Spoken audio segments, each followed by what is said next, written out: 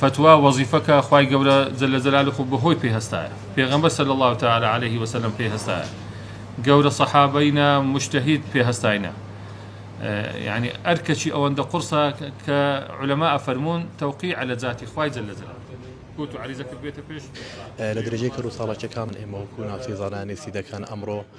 سمینارێکمان ساز کرد بۆ برای بەڕێزمان دکتۆر مادح بەرزێوەی ئەندامی ئەنجومەنی باڵای فتووا لە هەرێمی کوردستان و ئەندامی ئەنجومەنی زانستی لە وەزارەتی ئەوقاف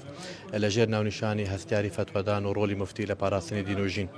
بابەتێکی هەنووکەی باس کرد لە مامۆستایانی ئاینی و ئەندامانی ناوچەی سنووری ناوچەی زانانی سیدەکان فتووا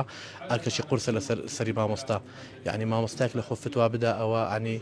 شتێک حەڵال بکە شتێک حرام بکە ئەرکەشی قورسێکەوتە سەرشانی مامۆستایان هەشیار بن پاش دامەزراندنی ئەنجومەنی باڵای فتووا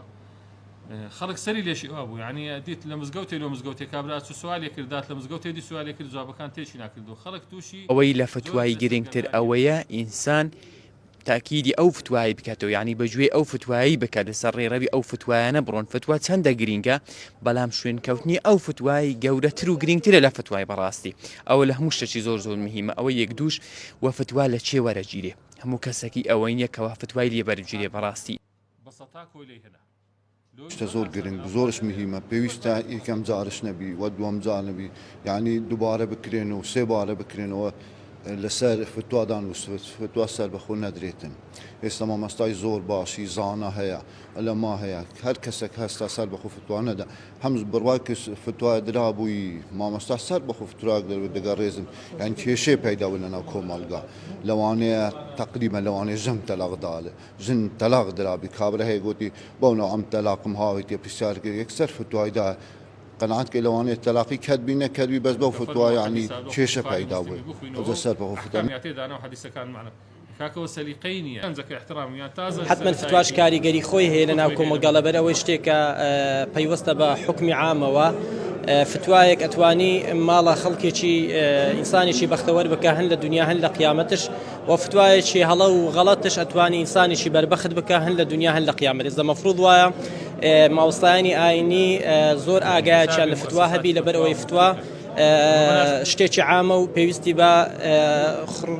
خوێندنەوەی زیاتر هەیە بەشێکی زۆر لە مامۆستایانی ئاینی بەداخەوە لە ڕخۆیان فتوا دەن بێەوەی بگەڕێنەوە بۆ مەقاسیدی شەریعە و بێەوە بگەڕن بۆ دەقە قورئان و حەدیث يعني كابرا أعرابي هاتنا مدينة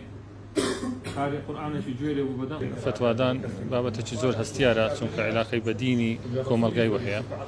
هم خلق بيوسي بجوابي سؤالي شرعي خوي أبي روجان خلق بسياري هي بيوي جوابي خوي ورقريتوها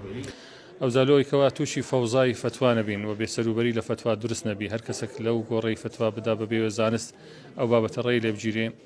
ئەنجومەنی باڵای فتووا لە هەرێمی کوردستان تشکیل کرایە کە سەربەیەکێتی زانانی کوردستانە و چەندین ساڵە کار ئەکا